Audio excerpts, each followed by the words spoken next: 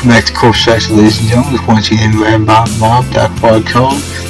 Welcome back. Noriko has just been, for lack of a better term, assigned, I guess, another new victim. And yeah, she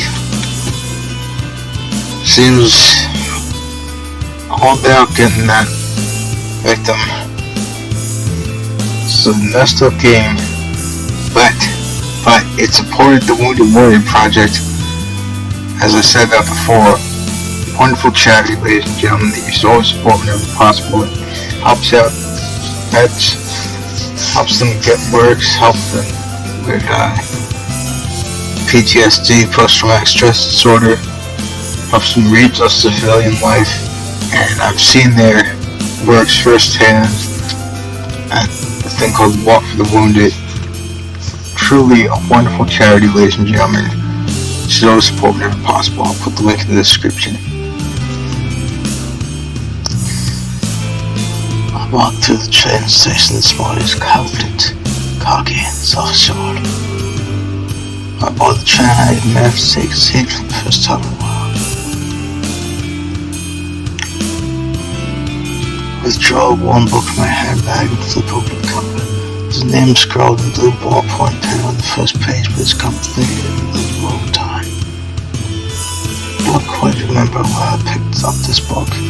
Maybe I discovered it at a second-hand bookshop. Who knows? So many obscure tomes that I can't be expected to recall purchasing every single one. Tomes that reminds me of Fossil Cat. I'll put the link to that in the description as well, because the starring character in that says that Graves, the boss in that game, he looks like he owns a bookshop that would insist that sells tomes rather than books.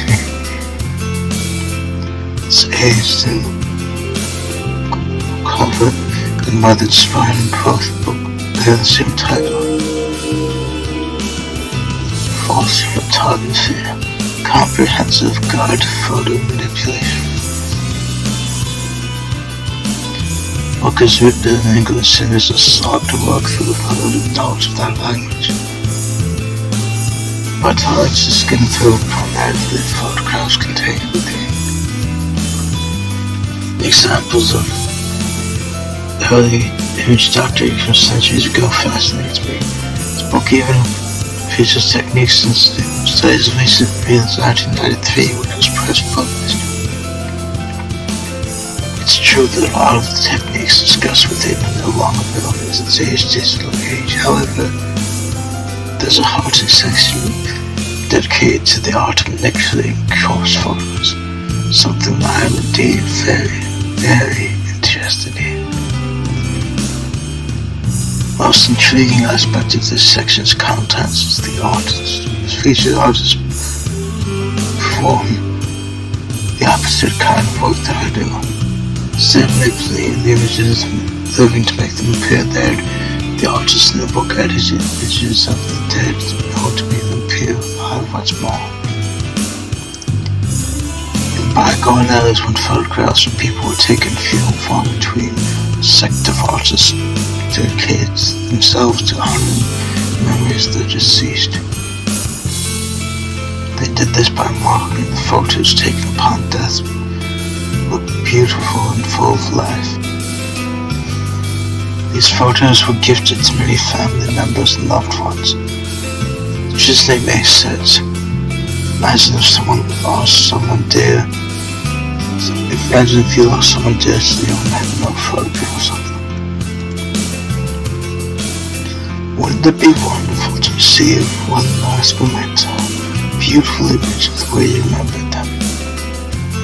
Instead of using makeup to beautify a corpse, these artists applied paintbrush and pen directly through a photograph to seemingly bring the deceased back to life. The impressive aspect of this process is the way they illustrate the corpse's eyes to look full of life. Even though it's a far cry from the work I do, can't help but feel some sort of kinship with the artists discussed in this book. Surely we are cut from the same cloth. Browsing through the images in this book inspires me to work hard on my own photo editing. Many of the pictures are black and white, but to me they're only Charles home and how impressive these old techniques were. Indeed, there you go. Finish flipping through the chapter across the book. I hold the tattered tome to my chest and breathe a sigh of satisfaction. Next train station is Shinjuku. Doors to the right side will open. Please change here for the Pure Line, the Shonan Shinjuku Line, the Soko Line. Quickly stuffed the book into my handbag and paid to disembark from the train.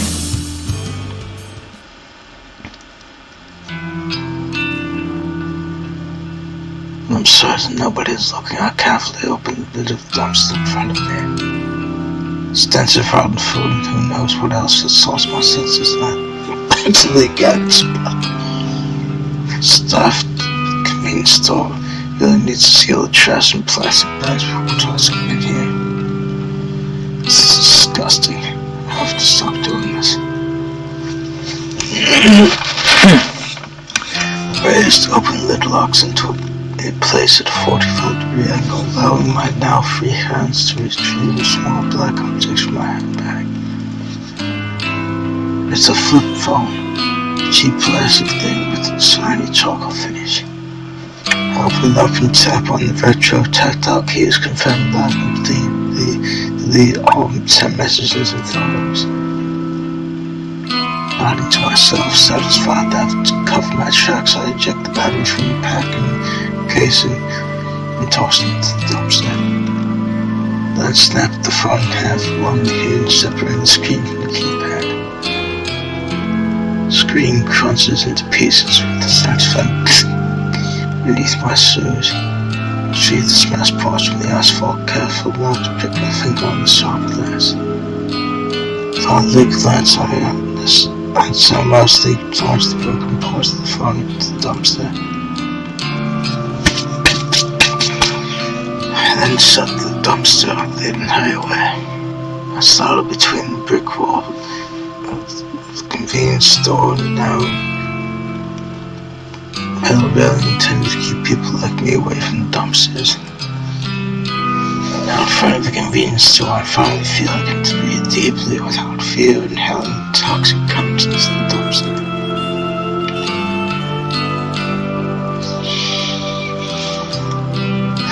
Light from my lungs till they're filled before nonchalantly crossing the street.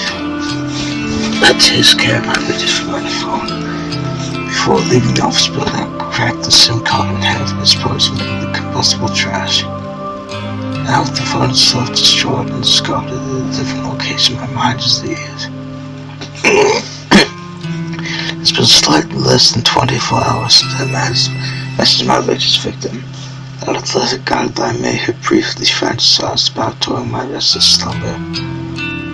My general rule of thumb is to keep a burner phone for exactly 24 hours after sending the photo. However, I made an exception today. I wanted to discard the photo and clear my anxiety to get a full night's rest tonight. Besides, it's not like anyone ever replies to the message I send. I loved it if they did, but that is what it is. Reminds me of in Doki Doki Literature Club. The starring character says that to Yori. Co-best girl won't say Yori. He says it is what it is. In her root. Never understood that. I'll put the description, the link to that in the description, like to Doki Doki. So really, there's no point holding on to evidence that my phone burned for longer than necessary. If memory serves, I'll put tomorrow's date on the latest victim timestamp, May 30th, 10:31. Victim may decide to kill himself today, of course. Could I end up like a carnage monkey? But if he's anything like her, hold on until just a few hours before the designated time. The panic and fear boil and build inside him until he just can't take it anymore. or someone else will come along and open the door for him. Can't be sure. Still don't know what happened to Rory Hotaro. Did he kill himself, or did someone else stop her to live? Either way, I'll start researching the obituaries tomorrow. I'm confident this one will be another successful request. If it is, I'll truly be on a winning streak. Butterflies in my stomach, I cross the road.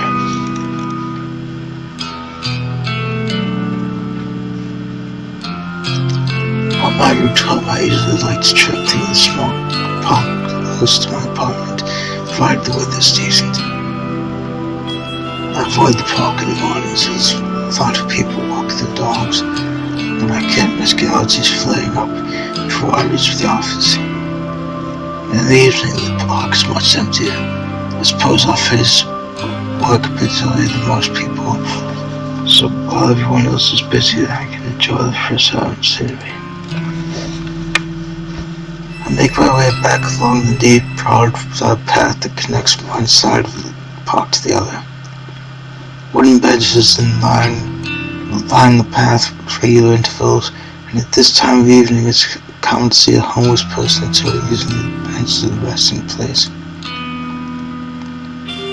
The city has more homeless people than the general population would care to admit. I try not to think about it.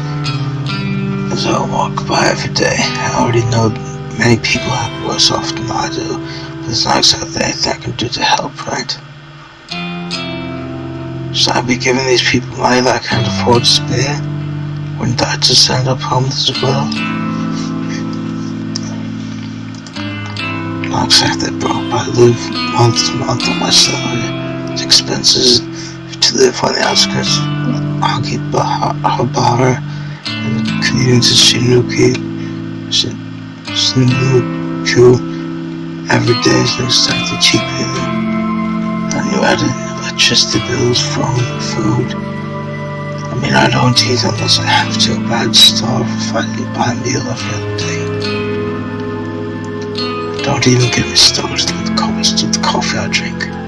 I'm lucky I can score a can for 100 yen, but more often than that I'm paying up to 150 for a single can. Even if I was to buy canned coffee in bulk from one of those huge factories sold like Dying Coyote. I was going to say Coyote. I wonder if that's the take on Don Quixote, the classic book.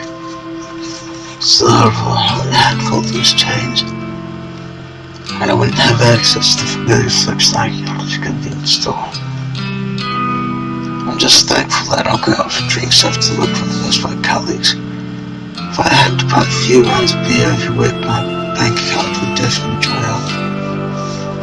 But avoiding that kind of group outing, not only do I save money, but I'm also not forced to spend time around people. It's a win-win situation. Realizing I'm trudging along this path at a snail's pace, I tell myself to speed up my gait. Towards the exit of the park, the silhouettes of two people on a bench come into view. Sound of laughter carries on in the wind, and I can't help but feel like I've heard their voices before. As I draw closer, a sinking sensation cuts to my stomach. I immediately get the urge to turn around, but I'm so close to home. It's Naruto! Please to see you here! Naruto's here? It's always seen her. Dog glances and flips the long hair behind her with a crap-eating grin on her face. Never understood that expression. She looks kind of out of place from outside the office. His face is filtered by an especially uncomfortable expression. I start to wonder why these two are here, but then I recalled that Tomo did mention they were going out on date Friday night. I suppose it's just my bad luck that I would run into them on the way home. Although, what are they doing here in Akihabara? After a silly Tomo came here on purpose just to spite me. On your way home? Also, date. We're having a blast, right, Sam? Yes, of course, great time. Yeah, I was just about to say, it sounds kind of like that. I wonder if Tomo has been dragging Senor Longhands' wheel. Okay, well, I'll leave you to it. You don't get some chicken. Why don't you come with us? No thanks. Can't think of Mean, but probably accurate. As I said, she seems kind of bitchy. Can't think of a worse way to spend an evening than meeting with Tomo. Please come with us, Sam. She knows a dejected look on his face. It's pitiful, but he bought this date upon himself. Why should I have to bail him out? Still no choices. I'm thinking that probably will be after Act 1 is completed. As it says behind the achievements thing about completing Act 1, Act 2, and Act 3. Sorry, I've got things to do tonight. Are you sure you're not just a bit important eating? Afraid to gain a bit of fat? I honestly don't know what to say to that. See, you ever seen Uncle eating anything? Well, now that you mention it, she never seems to see the office. I had to tell him if it's okay with you. It's not completely a lie. Sometimes I hate to tell him, sometimes I don't eat at all. Come on, get up to some chicken first. You can throw it back up wherever it makes you feel better. It's starting to get on my nerves. I swear she tries to identify my flaws and insecurities just so she can rub in my face. Yeah, I know, right? What gives, man? There, lady. Tomorrow, not being very nice to Noriko. Aren't you two supposed to be friends? We're besties! Besties talk crap to each other, right, Noriko? Right. Huh. Fascinating. Anyway, I'm going now. See you on Monday. Okay, see you then. Buzzkill. She says she's right. Well, Tomo's really telling me as I walked past her. But I didn't know that she dragged Senor all the way here just to taunt me. This is your idea of a good date. You care about Senor at all, it's this whole thing just to annoy me. Tomorrow dating she doesn't even get on my skin. Don't have any feelings for him at all. What does get on my nerves is simply the fact that Tomo's trying so hard to get on my nerves. Of course, it wouldn't be fair if I could carry on my way home without this one final interruption. Tomo comes and asks me again. Your friend Alice gonna start work with us on Monday, yeah? Have fun! I can't wait to meet your friend Narcos. I suppose when you told her about that, it's on the face of both. Well, smoking her eyes, jeez. Don't even think about messing with Harry. The girl's definitely not attracted to her job. Oh, has she? That big, strong Narco can be taken out. I'd do anything for her. She's my best friend. If you aren't any friends of yours, you should understand what that feels like. Oh, I got plenty of friends. And all some who are just oh, gee. Like, yeah. Yeah, I'm going. Until I managed to disengage from the conversation, even with Tomo's mocking laughter piercing my ear. I exited the park, crossed the road, and walked down the block leading to my apartment. Tomorrow, I have to wonder if that girl exists solely to irritate me. I have to tell myself she's not worth my time. I can't let her thoughts get to me. Grin and bear it, as they say. That's what stoic and unflinching Noriko would do. Running my hand through my hair, simply, I smiled and approached my apartment building.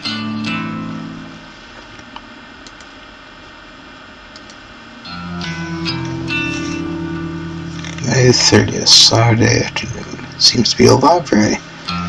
Cool. I spent all morning trying unsuccessfully to calm my nerves. I'm anxious about finding out whether my latest victim is purged. This afternoon, as the time Midnight's photos passed. If my work was successful, I would know soon enough. I already set up an obituary newsletter and I thought it would keep me informed. Instead of sitting at home all day and waiting for my phone to go off, I decided to visit an old favorite hangout. Public libraries don't get the credit they deserve in this age. They're quiet, calm, soothing. You can sit here for hours for free and just get lost in different worlds. Indeed, it's awesome. Plus, they always carry books from my favorite authors. Sometimes the librarians are even kind of recommend titles that might fit my taste. I don't feel judged here. Nobody looks at me and marks my clothing and my makeup. Nobody looks at me and asks if I've had enough to eat lately. Nobody makes fun of me. The only girl in the corner reading Lovecraft and some calmly stroking her hair. Lovecraft. Awesome. Every so often I put my book aside and check my phone out of habit. Still no alerts. I miscalculated something. My latest photo not look convincing or damning enough to inspire suicide or murder. I find myself growing increasingly anxious and impatient. What's nerdy about that supposed to be? Cuteful, huh? You a Lovecraft nerd? I blink twice and look at the strange man standing over me. Sauce, didn't mean to interrupt.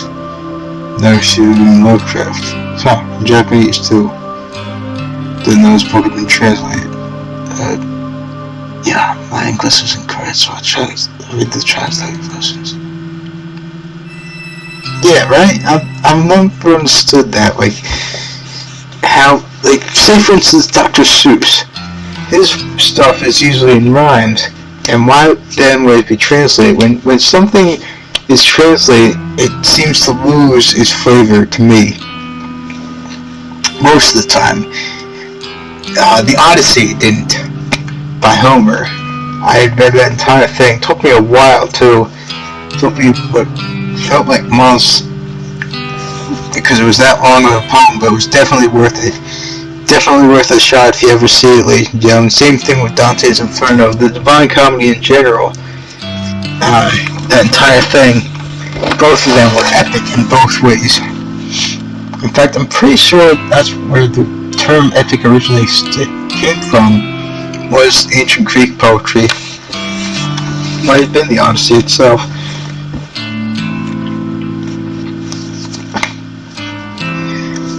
That's mad. They translate us to our names. Can't imagine Kyoto being easy to write in kanji. Well, it's written in katakana, so. Of course, Kojiro. The man extends a hand and I can't tell if he wants to shake it or pass my book. What? I'm Kojiro. You? Noriko. Kurosawa. That's just Kojiro for me. No last name. You can call me Koji. You don't have a last name. Fire? I'm kidding. What gives? Used to. Lost it. Fire. No. Just Kojiro now. This guy's weird. Suppose smells like human stashed in the back of a closet for a decade or two. His face is unshaven and his eyes are scarcely clear and focused despite being masked by a pair of thick glasses. Didn't mean to keep you. Massage again. What's massage mean? Sorry, maybe? Looking for Nobel Sinclair. You around here? I mean, I don't know.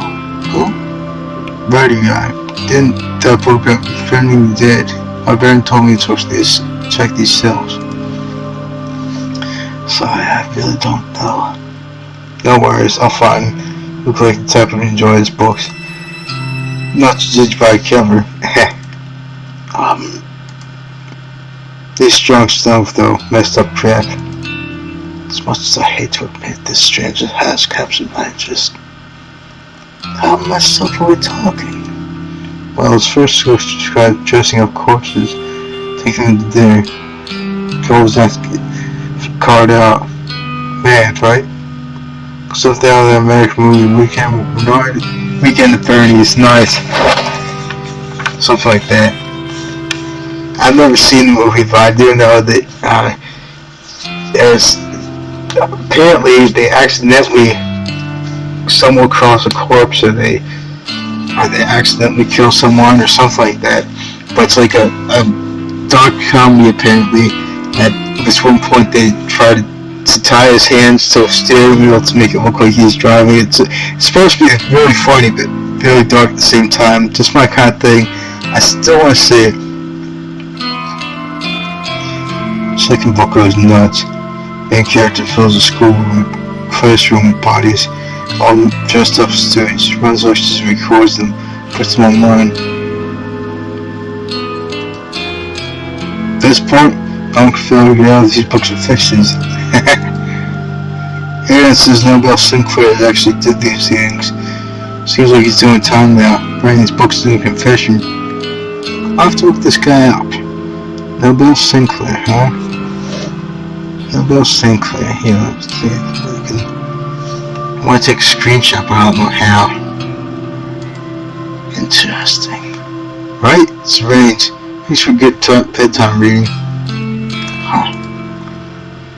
You on noise? Well, of course you are. Yeah, you? Yeah, I could you. Koji. Have me like we can talk shop. Gonna find Nobel. Look you up. Without so much as a glance back at me, the man walks away.